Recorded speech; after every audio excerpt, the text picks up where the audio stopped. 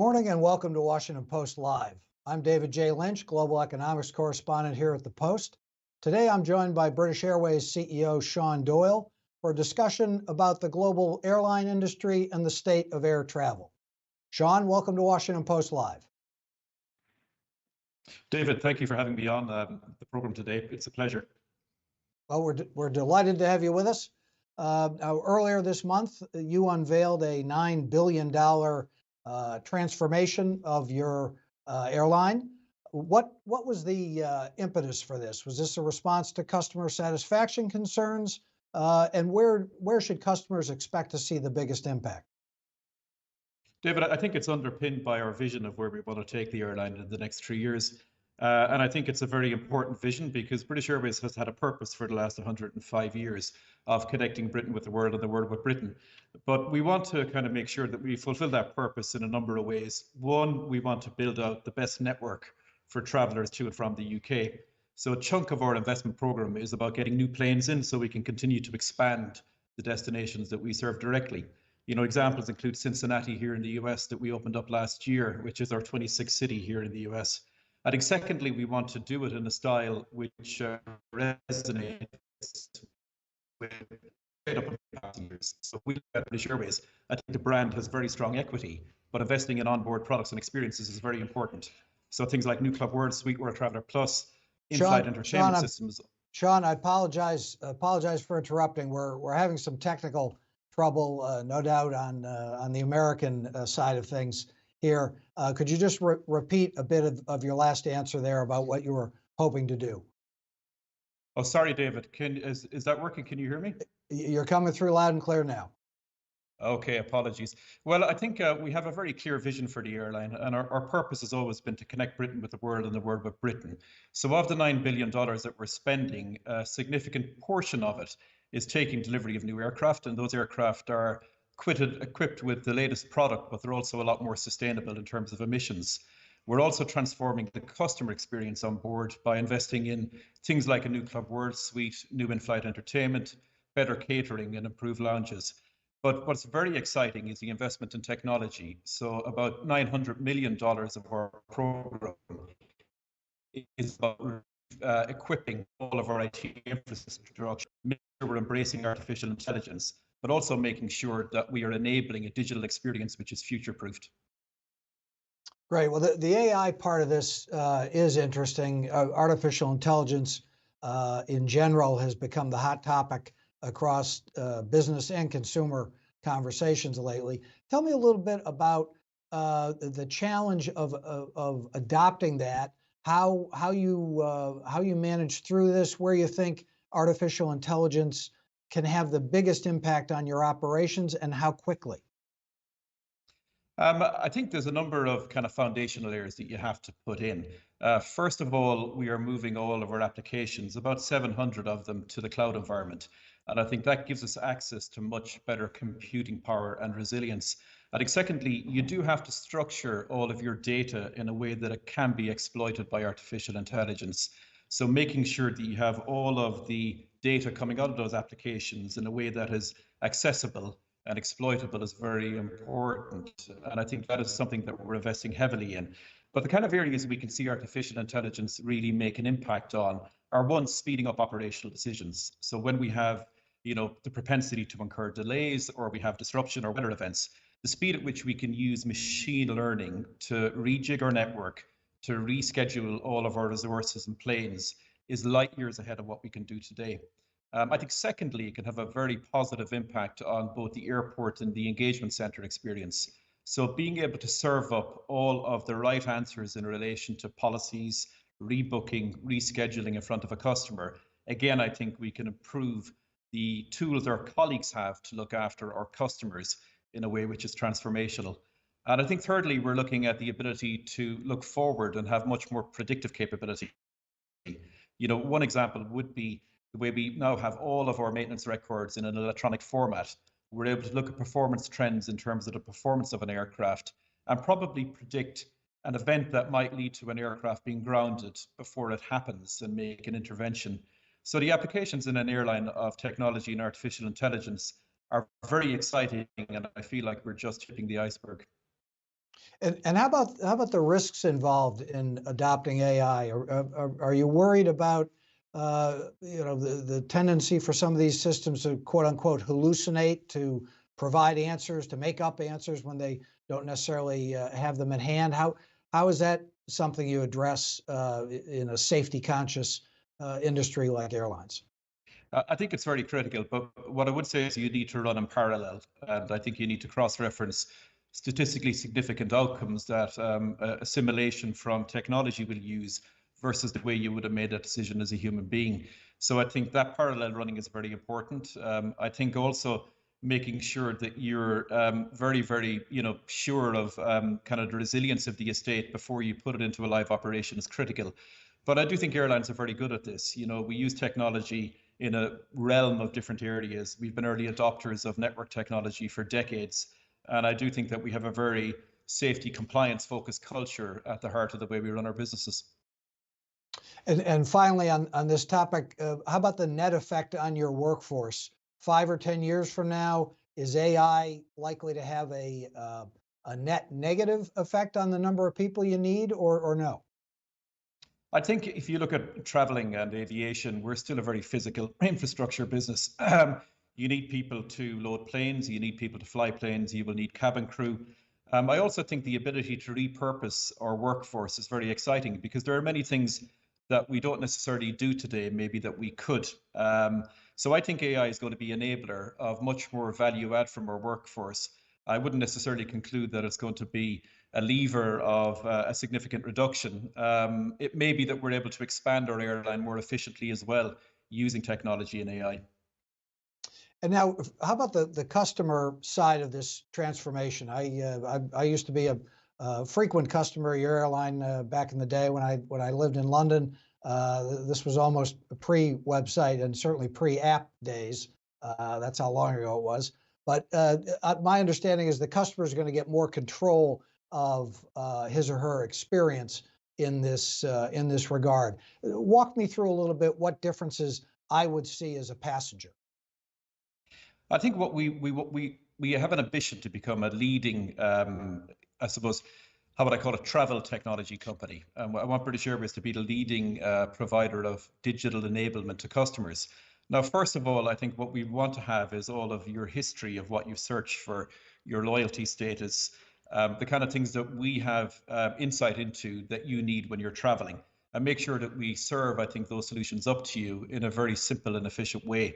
I think secondly, what we'll want to do is integrate all forms of payment, including loyalty currency, into every step of the journey. Also allow you to kind of customize your experience. So whether you want to hold baggage or a checked bag, whether you want to upgrade, whether you want seating, whether you want lounge access, even things like being able to pre-order your catering or the type of in-flight entertainment content that you would like to consume. I think all of that will be possible in the future, whereby every single airline customer is almost treated as an individual rather than treated as a sort of segment. So that's very, very exciting, is the ability to customize a unique experience to a customer. Right. And 4 years ago this month, almost no one was flying because of the pandemic. Demand for air travel really fell off a cliff, just an unprecedented crisis for the industry. Things have obviously come back since then quite well. How does the overall level of your travel now compare with what was the pre-pandemic level? And break that down for me between your business and leisure markets. I think it's broadly played out the way we thought it would. First up, we saw a lot of pent-up demand for people who were visiting friends and relatives. And it's fair to say that that segment has continued to be very robust. Certainly out of the US and the UK and Europe, we saw that as being one of the earlier accelerants of the recovery. I think leisure has been incredibly strong. Leisure in all cabins, but particularly in premium cabins. So we saw a huge increase in the number of people traveling for leisure in things like our business class cabins and our premium economy cabin. And also we have a holidays business, and that's been booming as well, because I think the ability to offer a ground experience like a hotel and car hire alongside an airfare has been a very, very important part of what we've been offering. Business travel has lagged a little bit. That's back to between 75 and 80% of 2019 levels. But smaller businesses who are outgrowing businesses which aren't big corporates, they have been traveling above 2019 levels. So it depends on what part of the business travel segment that you look at. You know, the big corporates are traveling a bit less, smaller businesses are traveling a bit more. And do you think some of that business travel is effectively gone for good just because of the technology involved in what you and I are doing right now? I think technology is playing a role, and I think we do see certain types of trips, like day trips, are falling in terms of propensity to take them. What we do see, which is interesting though, is I think people are beginning to, you know, still travel, because I think the workforce is very global now. The number of people living in one location who have family in another is growing exponentially year on year, and people are combining travel purpose. We see some people might go on a holiday and extend a day or two and work remotely. And we see that in terms of travel patterns, and other people might go for work and extend a day or two to do some sightseeing. So there is this combination of leisure, business, and visiting friends and family, which we do see as being an emerging and a growing trend. The other major economic challenge, certainly coming out of the pandemic in all the developed economies, has been inflation. How's that played out for British Airways? What have you seen in your costs, in your ability to pass on those costs to customers, and in your profit margins? Well, I think we've had a strong recovery in British Airways. We reported our profit last week, and it was about 1.4 billion, a 10% operating margin, not as high as 2019 levels.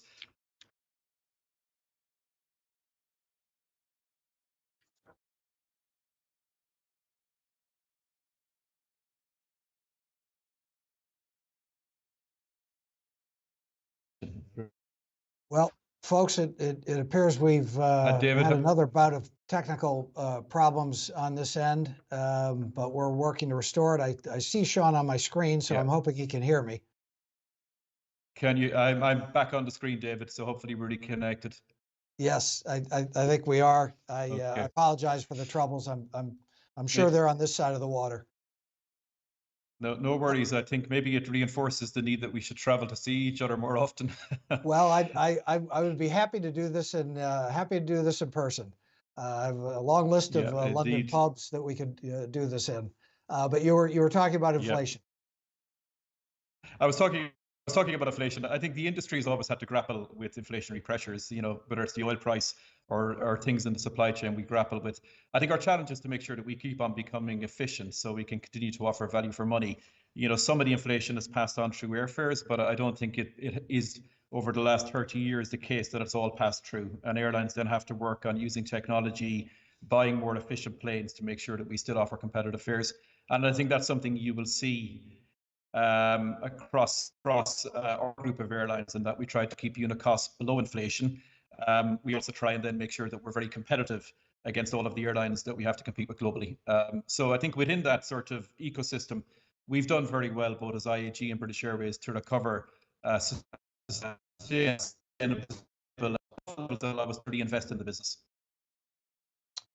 Right. Now, last week, I believe it was, one of your old Supersonic Concorde aircraft was spotted in New York, not flying sadly, but moving along the East River, the Hudson River, in a barge headed back to a museum after a refurbishment.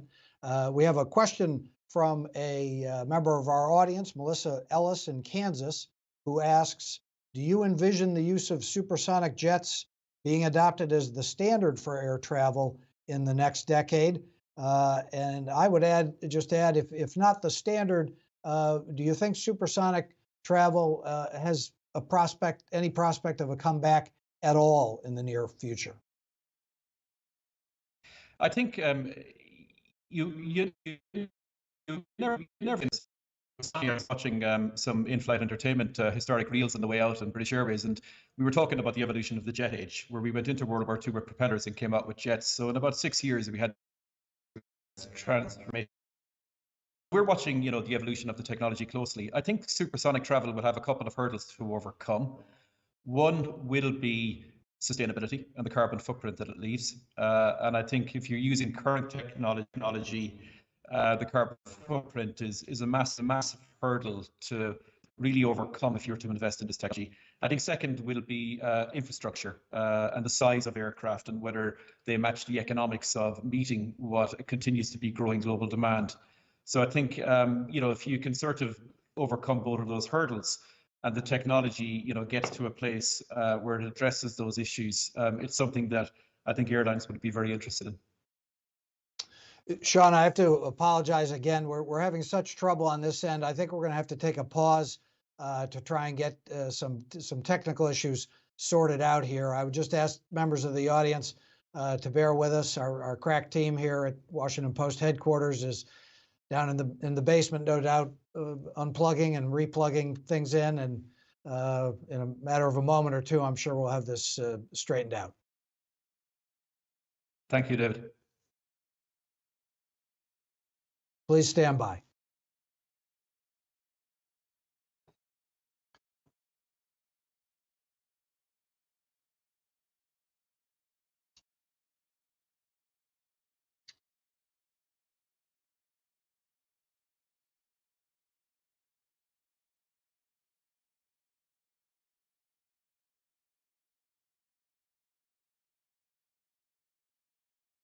Sorry? Yes.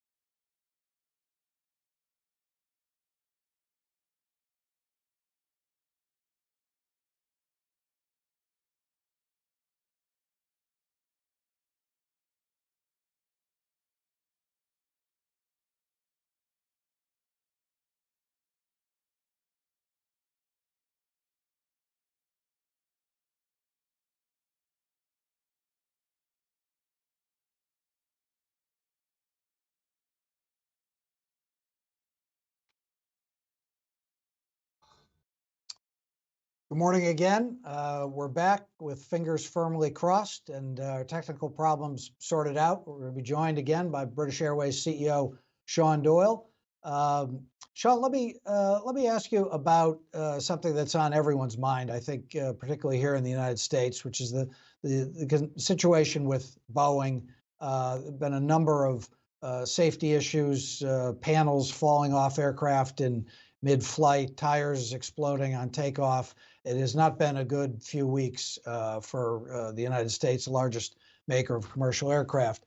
Transportation Secretary Pete Buttigieg just yesterday said he had, quote, real concerns about quality control at Boeing. The FAA administrator likewise returned from a visit to Boeing, saying that there seemed to be some genuine issues about the safety culture there. You've got some Boeing aircraft in your fleet. How have you responded to the incidents in recent weeks? Have you ordered any extra checks? And are you worried that the frequency of these unusual episodes is denting customer confidence? I think, David, first of all, it's worth kind of stepping back and maybe looking at the industry performance. And if we look at 2023, it was a record year, I think, in terms of safety across a number of parameters. So I think the number of accidents per million trips was about 0.8, and that was down from 1.23 accidents per million trips in 2022.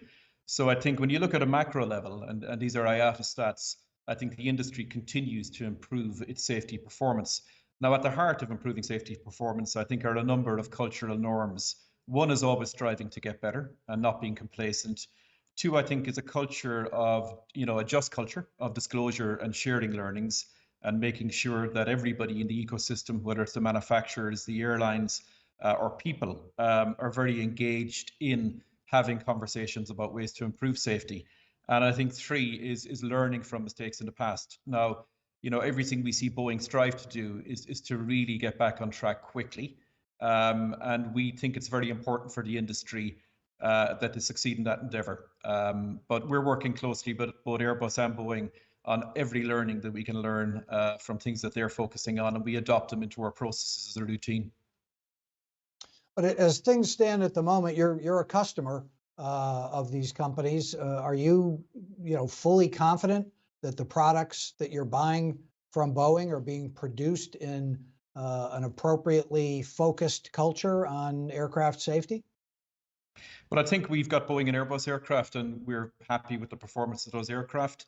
I think we're always engaged in developments, obviously, and we engage closely with Boeing and Airbus along those lines. But I would say that I think the industry is very good at adopting and learning quickly from things that don't go according to plan. And I think that gives me confidence that we will navigate through where we currently are. But I think, what I would say is all this reminds us that there is no room for complacency, and we should always, make sure that the culture that's got us to this place where aviation is the safest mode of travel in the world, that we sustain that. Okay. Now, one of the other big trends that we saw coming out of the pandemic was concern over global supply chains. How different, if at all, does British Airways supply chain look today compared to the pre-pandemic world? Have you reshored or taken steps to make your supply chains more resilient, more redundant, perhaps? Or are things pretty much status quo ante? They're not quite status quo because, last year there was a lot of disruption to the supply chain. This year it's a lot better, but we still have work to do to get it back to the historic levels. So I think we will make progress in moving back to pre-pandemic levels of performance. But things you mentioned there, like making sure we have more inventory, that we have more of the supply chain components that we do need at source, we certainly invested in that. And also making sure that we have more technical and engineering resources to deal with remediation of aircraft and tech issues. We're well advanced along those lines as well. So, the way I would describe it is a lot of progress being made, but more to do this year to get us back to the historic level of supply chain performance. Okay. Now, let's talk a little bit about sustainability. You mentioned that concern in the context of supersonic travel. But the airline industry has been promoting or trying to move forward on development of more sustainable aviation fuel. Last fall, you warned the British government that the UK seemed to be falling behind some other countries in this regard. Tell me a little bit about your concerns and what you think needs to be done. Yes, but I think, British Airways and International Airlines Group, we have secured about 30% of our 10% commitment to have SAF on all of our flights by 2030. But most of that supply has been secured outside of the UK. In fact, 90% of it has been secured here in the US. So we see the United States making great progress in building up supplies of sustainable aviation fuel. We see Europe begin to make progress in building plants, but we haven't built a dedicated sustainable aviation fuel plant in the UK yet. Now we're in the middle of a consultation with government as to what policy can do to enable that, but we think we need to move quickly. The UK has a very big aviation sector. It's important for certainty of supply, and I think it's also important for the efficiency at which we can supply SAF to a critical economic enabler. So I think the UK should look to what's happening here in terms of the development of existing technologies to feed aviation SAF, but also the development of new technologies, which we're very excited about. And so is this an issue of financial support or subsidies needed from the government to make it cost effective, or what accounts for the fact that the UK does not have what it needs? Yeah, I think we've got the demand side because the airlines are very committed to this, and we've been very clear on our commitments to take supply. I think we have the technologies that are emerging, whether it's existing what we call biomass conversion technologies or new technologies which are converting products like carbon into SAF. But what we do need is some degree of financial underpin for the infrastructure investors. We need a price guarantee mechanism to give them some confidence on the revenue streams coming out of their investment. And we've seen, I think, the US move in that direction in terms of policy. And we've also seen Europe move in that direction. And that's been very effective in enabling the construction of SAF plants. And now in late February, your corporate parent signed a deal with an outfit in California called 12 that was billed as the largest sustainable aviation fuel partnership to date. What's the significance of that for your operations? What does it do for your goals in terms of sustainability? Well, I think it advances us significantly towards our 10% mandate, but also the technology is a second generation technology, and that is converting carbon dioxide, water, and renewable energy into sustainable aviation fuel. So it's not using up biomass conversion. And we think, the future will be on SAF production, which doesn't involve biomass conversion. So I think the technology is very advanced and it's very exciting. And the scale of production is very impactful as well. And we're the first European airline to sign up to a next generation SAF deal.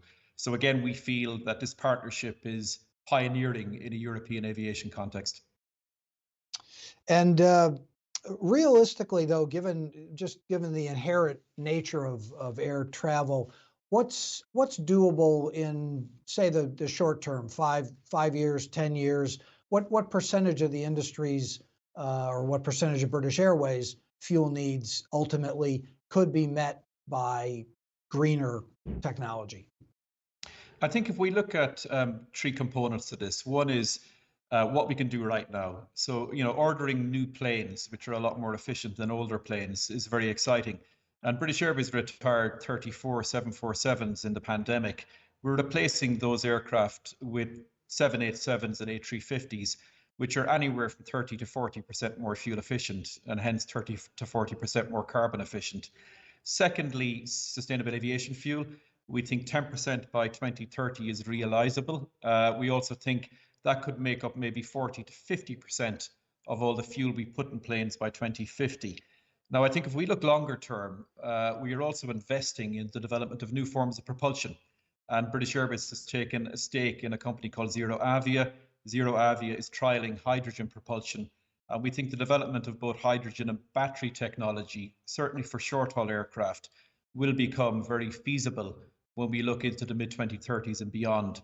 I think the challenge is it's not going to happen overnight. Aviation will need until 2050 to get to net zero, and it will need to advance across all of those three dimensions: existing technologies, sustainable aviation fuel, as well as investing in game-changing new forms of jet zero propulsion. Right. Just a final question, Sean. You run a global business, countries all over the world at a time when globalization is under some threat or pushback. Geopolitical risk has flared its head for the last 2+ years. Hot wars in Europe and the Middle East. What problems keep you up at night? What's your big worry over the rest of this year from a business perspective? Well, I think what I would say in aviation, you've got to be prepared for a bumpy road. It's not for the faint-hearted.